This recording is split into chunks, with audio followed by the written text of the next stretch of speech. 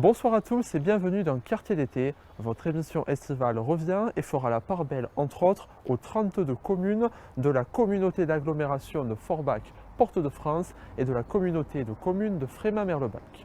Nous sommes aujourd'hui à Stirin-Wendel, fief d'Yves Ludwig, maire depuis juillet 2020, que nous retrouverons en fin d'émission. Et on termine ce quartier d'été avec monsieur le maire de Stirin-Wendel, Yves Ludwig, qui vient de nous rejoindre. Monsieur le maire, bonjour. Bonjour, bonjour. Comment décririez-vous votre ville? Écoutez, Stirin, c'est une ville, on va dire, où il fait bon vivre. Où il fait bon vivre. Preuve en est que nous avons énormément de demandes de logement, de gens qui voudraient venir habiter Stirin, parce que c'est une ville qui, malgré tout, reste un grand village. Dans son approche quotidienne, elle a une culture quand même plus villageoise que la ville urbaine. D'ailleurs, je me souviens, et je crois que ça se dit encore, les gens qui habitent les différents quartiers, quand ils vont au centre-ville, ils disent, avec une expression allemande, ils disent « Wir gehen ins Dorf ». Ce qui prouve bien qu'effectivement, ils ont à l'esprit ce village qui concentre effectivement l'essentiel de ses possibilités commerciales au cœur de ville, au centre-ville de Stirin, et où les gens ils viennent de toute façon régulièrement, ne serait-ce que pour les services de la mairie, de la poste, des banques qui sont situées en centre-ville. Et donc voilà, Stirin reste un grand village.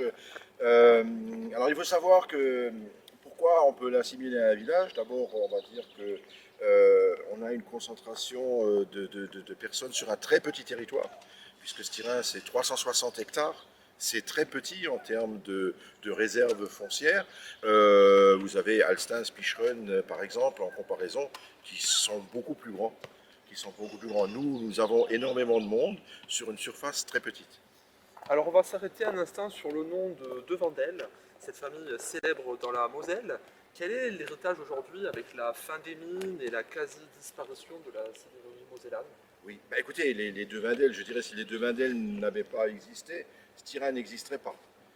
Puisque Stirin est né à travers tout ce qu'a entrepris la famille de Wendel, et notamment Charles de Wendel, qui, dans les années 1850, a eu l'idée, qui était les maîtres de forge dans le secteur de Hayange, et dans le cadre de la construction de la ligne de chemin de fer qui relie Paris à Saarbrück, s'est dit qu'il serait intéressant de construire une usine pour y produire notamment des rails de chemin de fer au plus près de l'approvisionnement de charbon qui était nécessaire pour le laminage. Et donc voilà, ils sont venus s'installer ici même sur le site où on se trouve. C'était une gigantesque usine métallurgique qui a produit pendant près de 50 ans des rails de chemin de fer. En profitant effectivement de l'approvisionnement en charbon du côté sarrois.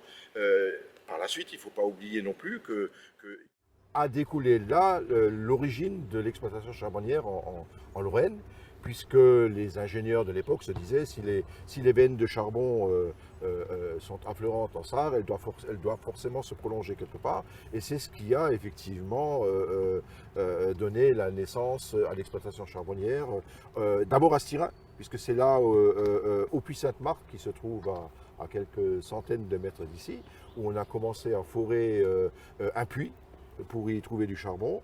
On est descendu à près de 300 mètres. Malheureusement, à l'époque, à partir de 300 mètres, les arrivées d'eau étaient extrêmement importantes. Et à l'époque, les pompes qui existaient n'étaient pas en mesure d'évacuer l'eau qui apparaissait. Et donc, le projet a été abandonné très rapidement. Le puits Sainte-Marthe, qui reste d'ailleurs le dernier puits construit en grès des Vosges, est devenu une réserve d'eau. Une réserve d'eau qui a servi d'abord à l'usine métallurgique et qui a servi aussi ensuite, notamment pendant les temps de guerre, à la population. Les gens allaient s'alimenter là-bas. Alors pour venir en aide au commerce de proximité fortement impacté par la crise, votre municipalité a choisi de distribuer des bons cadeaux. Oui. Chaque foyer de la ville a droit à 20 € à utiliser dans les commerces locaux comme les boulangeries, les fleuristes, les opticiens ou encore les coiffeurs. Quelle part de votre budget dédiez-vous au soutien au commerce de proximité? D'ailleurs, quels sont les magasins qui ont émergé depuis le début de votre mandat? Alors écoutez, nous avons toujours eu, on va dire, un commerce de proximité présent au centre de Styrin, avec d'abord un gros commerce alimentaire et après beaucoup de commerces de services, de coiffeurs, d'opticiens, effectivement de banques. Donc ça c'est quelque chose qui existe depuis longtemps. On a la chance effectivement de garder notre artère principale qui est la rue Saint-François dans un état d'activité tout à fait correct par rapport à ce qui se passe parfois ailleurs. Alors ce sont des petits commerces on va dire, qui réussissent à survivre parce que on a sur ce terrain quand même une population qui a un certain âge. En moyenne, c'est une population qui a quand même plus de 50 ans. Hein, ce qui fait que les déplacements, ces gens-là préfèrent la proximité aux déplacements plus lointains et les petites courses par rapport aux habitudes des grandes courses dans les grands commerces. Et pour les bons de soutien, du coup? Alors pour les bons de soutien, alors effectivement c'était si vous voulez, l'idée est partie à un certain moment. L'année dernière, pendant la pandémie, on n'a pas fait notre traditionnel banquet des anciens. La question se posait de savoir si, comme ça s'est fait ici ou là, si on devait faire un petit cadeau aux seniors qui avaient l'habitude de profiter de ce repas. Et en y réfléchissant, on s'est dit que tiens, on pourrait peut-être trouver une formule un peu différente qui satisfasse à la fois ces gens-là, mais au-delà l'ensemble des Styringeois et surtout qui puisse donner un coup de main on va dire, à une grande partie du commerce styringeois. Si on avait fait des cadeaux traditionnels, des petits des petits sachets pour les personnes âgées, on se serait adressé à un commerce qui nous les aurait fournis, voilà. Mais tous les autres n'en auraient pas profité. Et c'est pour ça qu'on s'est dit que cette action-là, avec à l'esprit effectivement d'apporter un soutien vraiment réel au commerce, parce qu'il faut savoir quand même que dans le développement économique, on ne peut pas directement subventionner les commerces, c'est pas permis par la loi. Mais par contre, on peut, à travers différents biais, les soutenir indirectement. Et c'est là où nous est venue l'idée, voilà, pourquoi pas donner la possibilité à des gens d'obliger du moins, en tout cas les gens, à aller dans les commerces de proximité en leur donnant un petit chèque cadeau. C'est comme ça qu'est née cette idée-là, et donc nous avons décidé d'octroyer un chèque de 20 € à toutes les familles styringeoises. On a à peu près 5500 foyers sur Styrin. C'est une opération qui a été en général très appréciée, puisque près de 3800 foyers sont venus retirer ces bons. Et à l'heure actuelle, à l'heure où je vous parle, nous avons déjà dépensé près de 54 000 €. Donc voilà, je pense que c'est effectivement un effort important. L'idée, effectivement, et l'obligation était bien sûr de dépenser ces bons dans les commerces locaux, mais que ce soit effectivement dans l'alimentaire, dans les services, chez les coiffeurs, chez les fleuristes, chez les opticiens. Je sais qu'il y a même des gens qui sont allés dans les instituts de beauté faire un massage ou un soin des ongles. Je veux dire, ça a été vraiment utilisé dans des registres très divers. Vous dites 54 000 € sur combien de prévus de base? Alors, 5500 foyers, si vous voulez. Dans l'absolu, si nous avions... il pleut. Dans l'absolu, si nous avions distribué l'ensemble de nos bons, je crois que nous avions inscrit au budget 110 000 €. Voilà. Vous pouvez redire votre phrase? Vous dites 110 000 €, c'est ça? Oui, okay. nous avions prévu au budget 110 000 €. D'accord. À Saint-Vandel, vous aimez distribuer. Il y a quelques jours, ce sont les écoliers de la ville qui ont eu droit à leur tablette de chocolat du 14 juillet. Perpétuez-vous une tradition de votre prédécesseur, Jean-Claude Holtz? Oui, alors bien sûr, on perpétue une tradition, mais non seulement de mon prédécesseur, puisque c'est une tradition, j'allais dire, ancestrale. Moi-même, quand j'étais gamin, dans les années 60, on distribuait déjà, au moment du 13 juillet, on distribuait déjà une tablette de chocolat aux écoliers des écoles de la ville. Et donc c'est quelque chose qui a toujours été fait Et nous avons changé un tout petit peu de formule cette année. Alors l'année dernière, je ne veux pas raconter des bêtises, mais je crois que l'année dernière, ça n'a pas été fait en raison de la pandémie. Donc on avait tous été pris de court, voilà, on ne savait pas trop comment faire. Donc l'année dernière, ça avait été une petite parenthèse dans ce qui existe depuis des lustres. Et nous l'avons reconduit cette année, sauf que à partir du moment où nous avions décidé de ne pas tirer le feu d'artifice le 13 juillet en raison des contraintes qui sont imposées, notamment quand on accueille plus de 1000 personnes à l'extérieur, c'est soumis à passe sanitaire et donc dans un espace comme la coulée verte où on a l'habitude de tirer ce feu, il est absolument impossible de contrôler le nombre de personnes qui arrivent. Donc on a décidé de ne pas le faire. Et donc par rapport à ça, on s'est dit, ben voilà, on va le distribuer aux élèves directement dans les écoles, sachant qu'au-delà de ça, c'est d'ailleurs quelque chose, je pense, qu'on va maintenir maintenant comme ça, parce que pourquoi d'habitude, on distribuait des bons. En fin d'année, on distribuait des bons dans les écoles, et les instituteurs étaient là, et les distribuaient aux élèves. On sait par expérience qu'il y a eu souvent des loupés de distribution par rapport à ça, donc des enfants qui n'avaient pas la possibilité de récupérer leur tablette. Et par ailleurs, le 13 juillet, il y a déjà des parents qui sont partis en vacances, donc ne les récupéraient pas non plus. Et on s'est dit, ben voilà, pour être sûr que chacun puisse en bénéficier, on va les distribuer directement à l'école. Ça s'est d'ailleurs très bien passé, et encore une fois, ça a été beaucoup apprécié.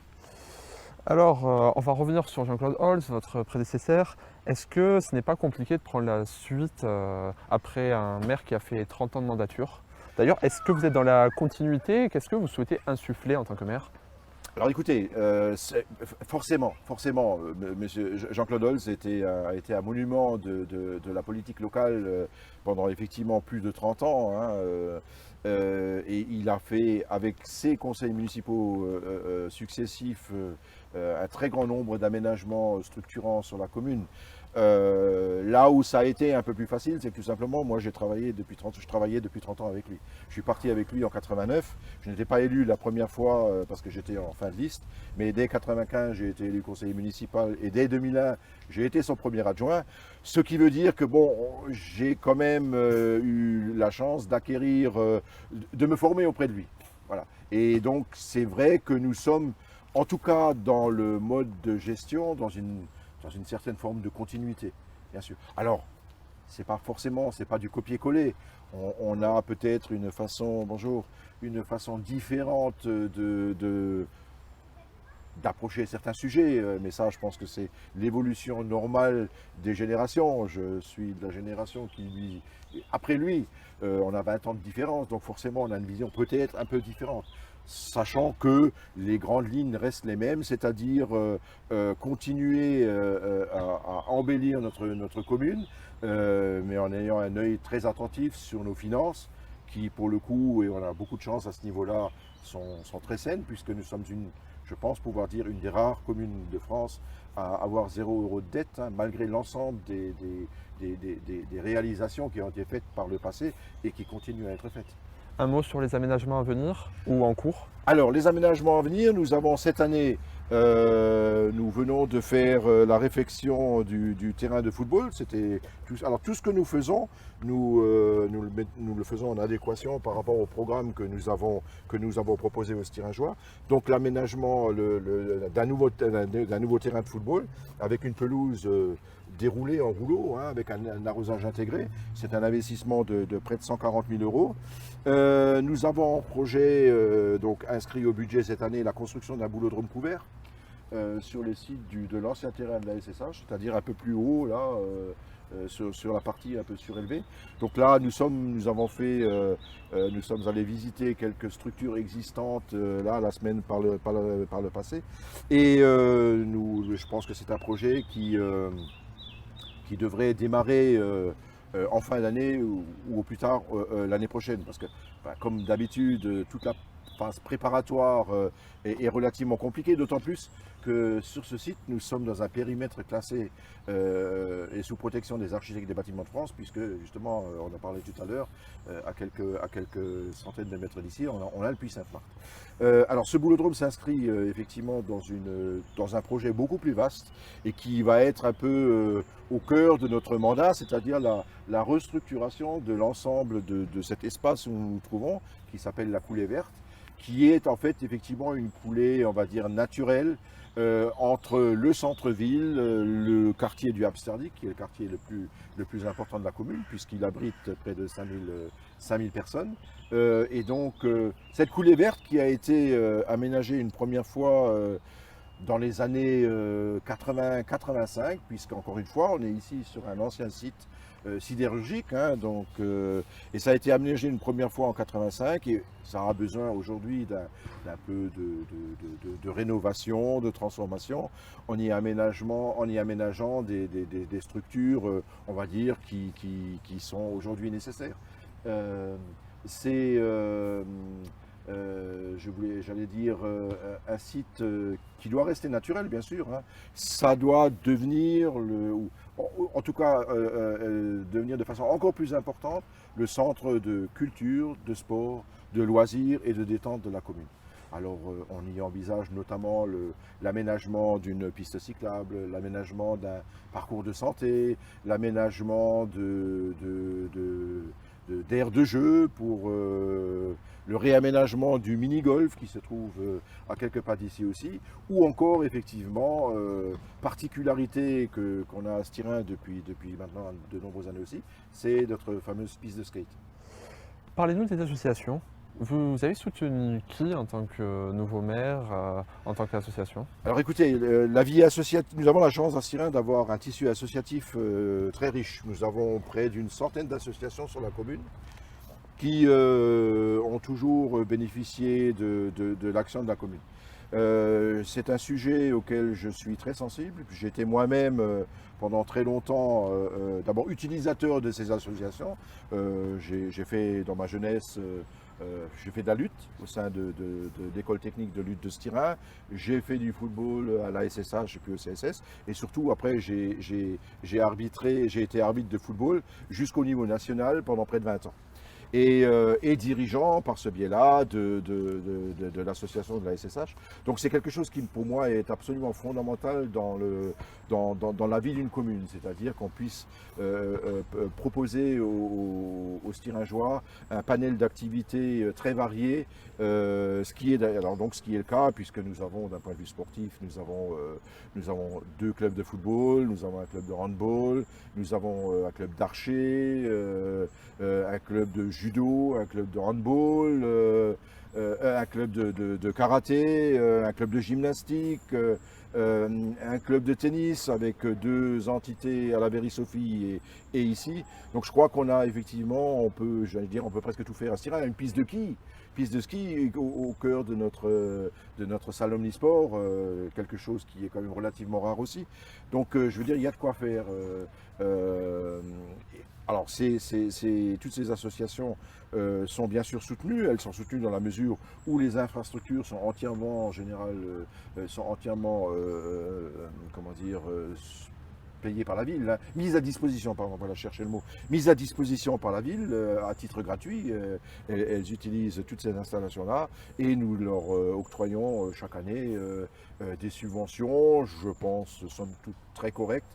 Et pour exemple, cette année, qui pourtant reste une année particulière, ça fait quand même plus d'1 an qu'il n'y a pas eu d'activité, on va dire, de compétition, de choses comme ça, comme ailleurs, hein, liées à la pandémie. Nous avons malgré tout maintenu nos subventions pour toutes les associations à la même hauteur que celles qu'ils avaient par le passé. D'accord. Je crois que l'édition des Maisons Fleuries va avoir lieu dans quelques jours. Comment cela va se passer pour cette année? Oui, alors effectivement, les Maisons Fleuries est une chose qui est reconduite cette année, sous une forme un peu différente, puisque d'habitude nous avons une personne qui... donc les personnes s'inscrivent à ce concours qui est orchestré par Stirin Animation. d'habitude. Et donc un photographe va faire les photos sur place en fonction des gens qui sont inscrits. Cette année est toujours au moment où nous avons élaboré le programme, toujours dans des situations d'interrogation par rapport à ce qu'on peut faire ou ce qu'on ne peut pas faire. Donc on a décidé par mesure de prudence de le reconduire, certes, mais sous une forme un peu différente, c'est-à-dire que les gens font la démarche effectivement de s'inscrire, mais font eux-mêmes les photos qu'ils envoient donc à Stira Animation, qui chapeaute cette chose-là, et donc il sera soumis à un jury avec un verdict qui sera donné à l'automne. Alors, en début d'émission, nous nous sommes intéressés à deux jeunes pianistes, Émilie et Julie Bletch, qui préparent la finale en compagnie de Laurent Barthen, professeur de piano dans votre ville. En parlant d'élèves d'ailleurs, est-ce qu'il y a des projets prévus, notamment pour les écoles par exemple? Pour les écoles, oui, nous avons notamment signé avec le département une convention à travers le programme Fusée du département, ce qui va nous permettre d'acquérir un certain nombre d'équipements, notamment informatiques, pour nos différentes écoles. Alors là aussi, on en parlait tout à l'heure, tout ça, ça reste dans la continuité de ce qui a toujours été fait. Jean-Claude Holtz, à l'époque, ancien professeur, était très sensible par rapport à ce sujet-là. Et nous sommes toujours fait fort d'équiper, d'abord de donner à nos écoles et à nos élèves un cadre de travail agréable. Il y a eu beaucoup d'investissements par le passé qui ont été faits dans nos 4 groupes scolaires, et nous avons toujours essayé aussi de les équiper en matériel notamment informatique, bien sûr avec l'évolution à travers le temps. Et donc là, à travers ce programme Fusée, nous allons encore aller de l'avant avec notamment la possibilité d'achat de tableaux interactifs, de systèmes éducatifs nouveaux. Donc c'est quelque chose qui se fait dans la continuité avec des moyens encore supplémentaires, puisque ce programme Fusée nous permet de bénéficier de tarifs attractifs, effectivement, puisque ce sont des groupements de commandes qui permettent de faire baisser un peu les coûts. Et par ailleurs, surtout aussi, et je pense que ça c'est quelque chose d'important, de s'adresser à des gens qui sont spécialisés dans le domaine, parce que c'est vrai que c'est quand même très très évolutif et souvent très complexe pour le Kidam, mais il ne faut pas se tromper. Ce sont des investissements qui sont importants, qui sont certes nécessaires et même prioritaires, mais je pense qu'il faut les faire à bon escient et faire le bon choix. Un mot sur Laurent Barthen? Alors, nous sommes Barthen, effectivement, Laurent Barthen est une figure connue sur Stira. D'abord à travers son papa, qui est on va dire, qui a été pendant très longtemps un peu un historien aussi de l'histoire de la commune de Stira, au même titre, par exemple, que Marcel Gangloff, qui est une autre personnalité originaire de Stira, même si aujourd'hui il habite Forbach, mais qui a écrit et réécrit l'histoire de Stira, si vous voulez connaître un détail par rapport justement, si ça vous intéresse, comme vous sembliez le dire tout à l'heure, l'histoire des Devadel, touchez-lui en lui un mot, contactez-le, je pense qu'il pourra vous apporter beaucoup de précisions par rapport à ça. Donc pour en revenir à Laurent Barthen, alors effectivement, en dehors du fait qu'il il enseigne donc la musique et le piano notamment à des élèves, il fait partie de notre harmonie municipale, et à ce titre-là, effectivement, bien sûr qu'on le connaît bien, et on est tout à fait fiers de voir qu'il arrive à effectivement proposer et surtout avec les résultats qu'on connaît, des élèves qui sont sous sa coupe. Globalement, est-ce que vous regrettez votre fonction de premier adjoint? Si je regrette ma fonction de premier adjoint? Non, je ne dirais pas que je regrette ma fonction de premier adjoint, parce que, si vous voulez, le fait de me présenter, de demander à prendre la succession de Jean-Claude Holtz, c'est un choix. Encore une fois, par expérience, je savais où je mettais les pieds. Mais c'est vrai. Ce qui est vrai, c'est que malgré mes 20 ans d'expérience, je découvre un tas de choses. Parce que la fonction de maire est quand même encore complètement différente. J'ai approché pendant toutes ces années de très près, je dirais, le travail de la collectivité. Mais cette fonction de maire est quand même encore une fois spéciale, parce que vous êtes à la fois l'interlocuteur de l'ensemble des administrés. vous êtes le patron d'une petite entreprise de 150 employés. Vous devez répondre malheureusement à beaucoup de sollicitations. Je répondrai tout à l'heure, excusez-moi. Non, je ne regrette pas ma fonction de premier adjoint, même si effectivement la fonction de maire comment dire, amène quand même encore beaucoup plus de responsabilité et d'engagement, sachant que bon, ce qu'on peut regretter, je pense que c'est pas le mot, ce qui a été difficile et ce qui reste difficile quand même, c'est cette période de pandémie qu'on connaît. Ça quand même, on a eu une entrée en matière qui a été quand même très différente de ce qu'on aurait pu imaginer il y a 2 ans, dans la mesure où voilà, beaucoup de choses étaient contraintes et le reste encore aujourd'hui. Voilà, c'est des choses qu'on n'imaginait pas il y a quelques temps encore. Donc non, aucun regret par rapport à ça, mais bon, une prise de conscience que les choses ne sont pas faciles et que notre société est une société compliquée parce que je dirais qu'on a quand même trop souvent, comment dire, les gens en fait aujourd'hui souhaitent que leurs problèmes soient réglés, je veux dire tout de suite, et n'imagine pas toute la difficulté, notamment administrative, qui existe pour lancer les choses. Alors ça, c'est un des aspects de notre pays, hein, c'est que avec la meilleure volonté du monde, les choses sont quand même compliquées à mettre en œuvre, en tout cas, entre l'émergence d'un projet et sa mise en œuvre.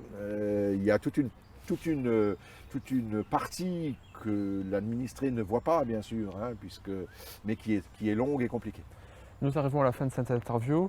Est-ce que vous avez quelque chose à ajouter? Bah écoutez, je voudrais d'abord vous remercier d'être venu dans notre commune pour faire un petit tour d'horizon de la vie à Stirin. Je rajoutais, écoutez, un souhait, c'est que nous sortions enfin de cette situation compliquée pour le bien de tout le monde, qu'on puisse retrouver partout une vie, on va mettre entre guillemets, normale, et que voilà, que les choses s'améliorent encore, que nous puissions effectivement réaliser nos projets pour le bien-être des Stiringeois dans le cadre de ce que nous avons prévu et en restant très vigilants à ce que tout un chacun puisse s'épanouir dans un cadre agréable. Merci beaucoup, monsieur le maire. Mais je vous en prie, tout le plaisir a été pour moi. Et puis, n'hésitez pas à revenir peut-être dans quelques mois ou 2-3 ans, quand nous aurons peut-être effectivement réalisé notamment l'aménagement de cette coulée verte, qui pour nous reste un objectif majeur, parce que voilà, ça concerne tout le monde pour le coup, et que nous espérons effectivement qu'on arrive à satisfaire beaucoup d'envies et de demandes qu'on entend ici et là. C'est la fin de ce journal. Demain, nous retrouverons Pierre Lang à Frémin-Merlebac.